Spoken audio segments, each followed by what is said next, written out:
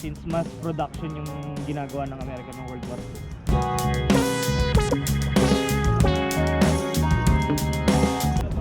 Let's go! Kamote days tayo ngayon, hawak GoPro tapos walang helmet, no? Galing!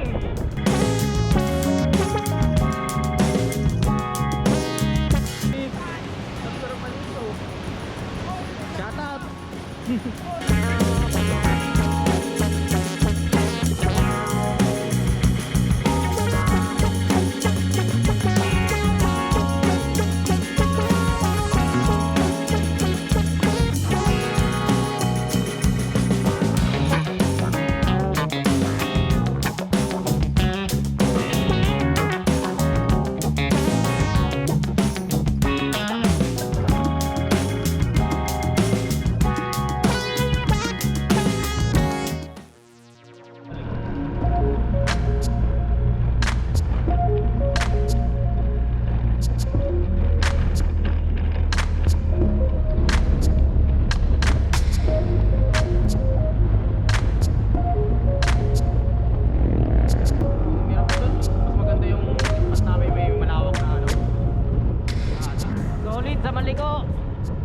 Shoutout sa pinsang ko, si Lawrence, kasama natin ngayon.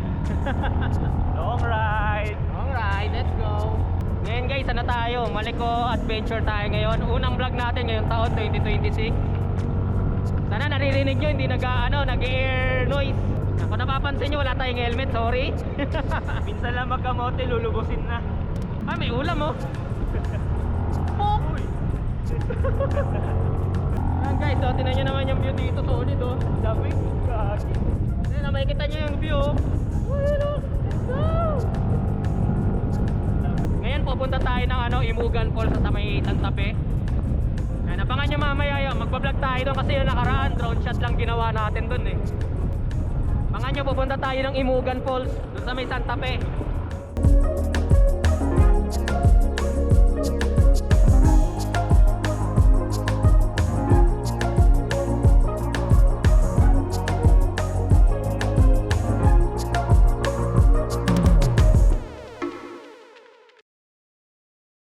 Update. Dito tayo ngayon sa Manginitindaan historical campsite.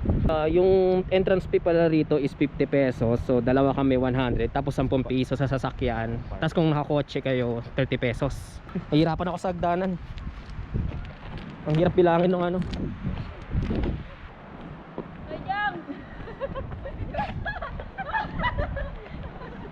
Ba't nagaan yung dala mo? Ngayon ko lang nakita ito, basahin nga natin. The Red Arrow Division in memory of 22nd Infantry Division Attachment Bagat yung Villa Verde Trail, February to May 1945. Liberation na pala itong panahon na ito. Dito nga Pinos. Pwede mo kit to. Oh. Anong tank yan? Fisherman. Fisherman. Yan, ang ganda rito.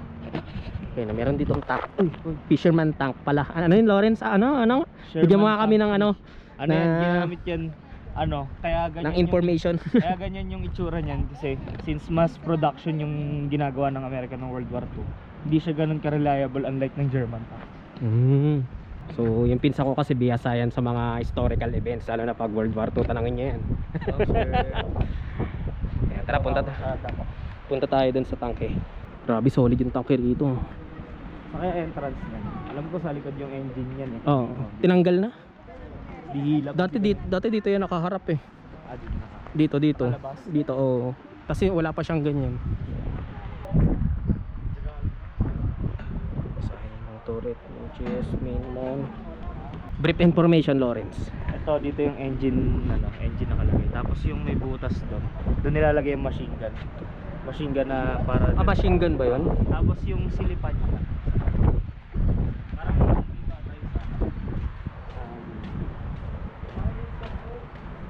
Dito yung nakatayo yung dalawang tumanaan. Then ito parang nilalagyan nila ito ng kasi dati may mga trap, may mga wireless. So kailangan nila maglagay dyan para nakakapugot kasi ng ulo, lalo sa mga naka-chip. Kasi yan, turret. Siguro meron pang turret sa puso. Ayun yung nalagyan nila ng ano, yung parang tigahiwa ng mga ano, mga wirings kasi yung mga nakamotor kasi, 'di ba, hindi na nakikita sa dilim. Kaya ito yung ano, yung nangunguna. Mas mga nasa likod kasunod yung wiper. Madali nga lang palitan yung ano nito yung trail niyan eh. Yun yung ano niyan, yun yung ano niyan, advantage niya sa mga ano. Tsaka mas mabilis siya kumpara sa mga Toyota. Inano na to? Tawag dito? Kaso kayang-kaya ng mga ano, suicide bomber ng Japanese, mawasok sa ilalim, papasabog. Manipis lang ilalim yan. Pag dumapa ka doon, tapos magkapit ka ng ano, C4, ganun. Kaya sa ano, sa trench, sa mga trench. Pasok. Boom. Yung ano rin pala likod nito. Open kaya to. Oh, bigat. Kapasa tayo sa loob.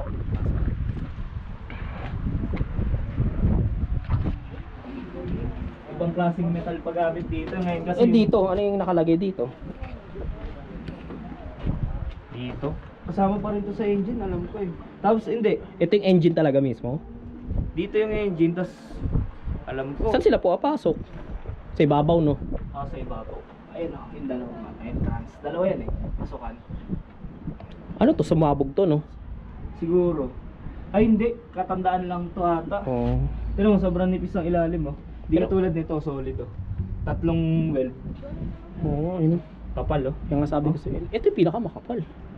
Mga tarant yan. Yun, no? Tignan mo nga kung may mga ano ng bala. Ito. Ayan. Ching. Ayan. Tara, kita sa taas. Pwede ba yun? Oo. Saan? Panakin. Diyan, no? Doon? Dito. Taba ka dyan. Oh, baka madalas ako dyan. Hindi yan. Taba na.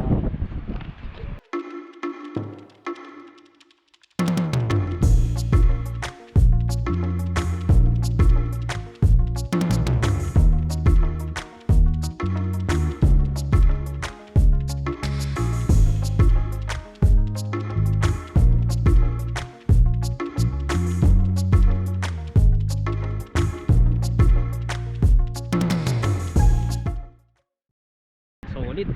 Kita nyo naman yung drone shot natin. Ito nga, check na natin. Hindi natin napunta kanina to eh. Pagpasok mo niyan, paggising mo, nasa World War.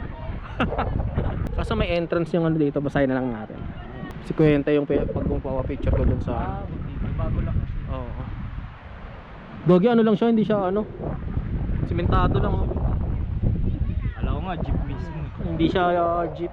Sinemento lang pala. Parang nicho. Ang totoong jeep yan, mahaba yung nasa harap niyan. Tapos may tayo. Mga American troops yun, ano. Pero life size yan, yung ganyan, no.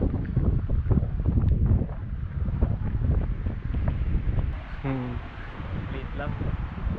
Mga ano pa kasi yun, hindi pa nagagamot yung polio ng mga panahon yun. Wala pa silang bakuna. Life size yan, ganyan kalalaki mga Amerikano, no. O ano lang, eme lang. Gaijin. Gaijin. Ito, may hammock area dito. Diyan pwede mag-camping. Ayun o, mga ano, kayo. Mga pagkakalian. Nagmukha kayong unggoy. May cage kasi, gagi. Yan, balik na tayo doon sa taas kasi pupunta tayo ng Imugan Falls. Let's go. Para akong binuhay ulit. Nuhay ulit. Yung panahon ng ano, tawag yun, panahon ng World War II. Dito may museum sa loob niyan eh. Nagsasalita yung kaluluwa ng tangke. Diyan sa loob niyan, Lawrence, may museum. Okay. Oo. Kaso may bayad din yan eh. Pwede ka mag-ano, picture sa mga ano, may mga basyo dyan eh. Oh. Oo, yung mga bala ng ano, kanyon. May bala ng kayo. Oo, tsaka Artillery. artillery yan dyan sa loob. Ayos ah. Tapos mga bayoneta, mga uniforme ng ano, mga American tsaka Japanese.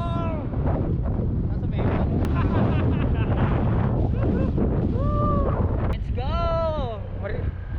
Kamote days tayo ngayon, hawak GoPro tapos walang helmet, no? Galing! Grabe, solid yung hamog dito sa Maliko. Ayun, naka-level na namin yung ulap, oh. Let's go! Grabe.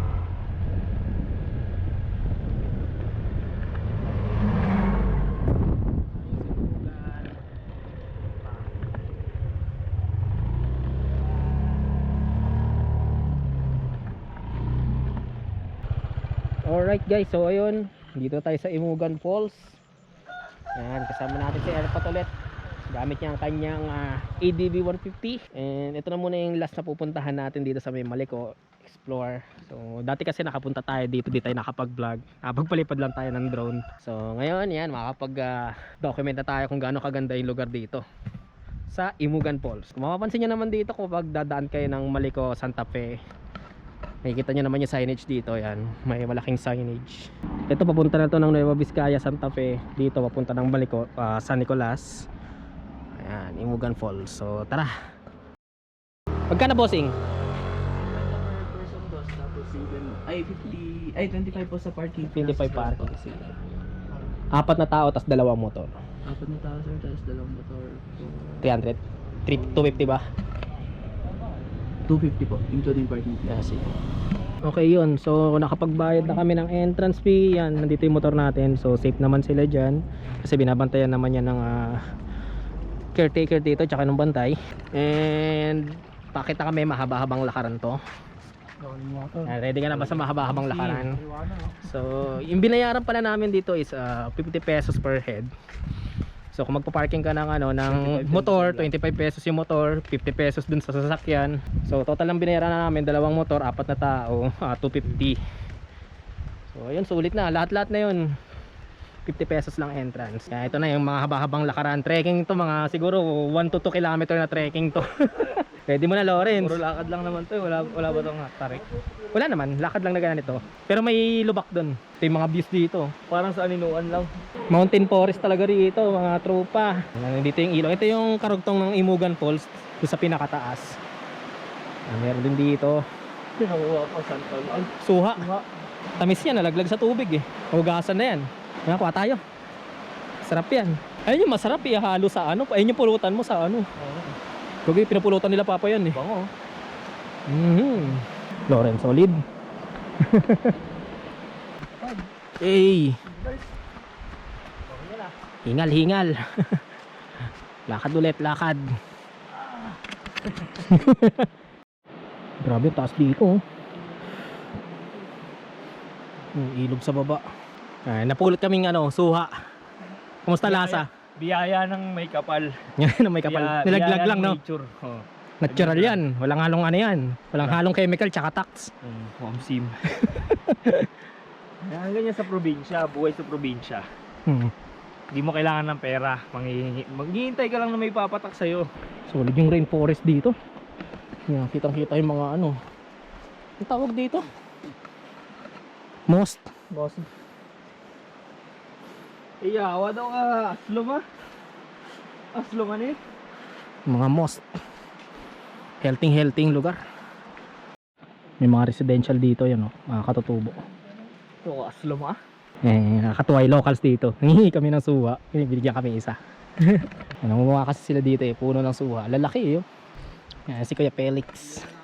Let's go. Bigyan tayo ng suha. Lalaki. Tamis kaya yan? Kinuha natin na lang Tulog lang Yan, bigyan tayo ng locals ng suha. Doon natin tirahin sa falls. Dito, kasha Kagaling na. Primitive no? Primitive tactics. Lawrence. Survival gamit na gamit Tihudi.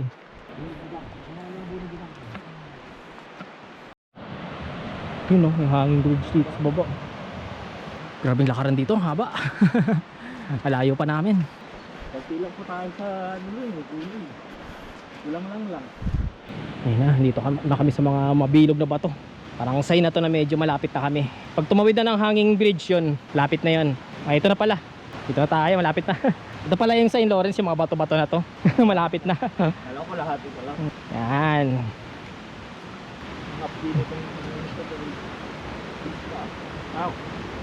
Ito tayo sa gilid. Dito. Mas maganda yung view dito Kasi ayos na yata dati walang ganito, di ba? Tayo, dito sila papa. Tingnan yung linaw ng tubig Alright. Nandito na tayo sa Imugan Falls. Doon tayo mag-picture Dora sa taas. Grabe, ang ganda. Linaw ng tubig oh. Oh, jacuzzi. Buti inaayos nila dito. Dati dito kami dumaan nung kakamit-tangan. Ito malalim. Ito malalim. Grabe. Solid.